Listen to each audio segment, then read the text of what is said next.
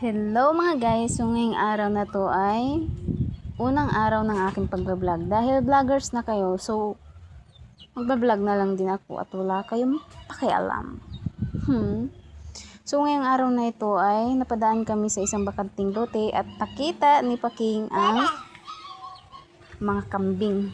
At dahil wiling-wili siya, pinuntahan niya yung kambing at hinila niya yung tainga. Grabe naman tong bata na to, napakaano.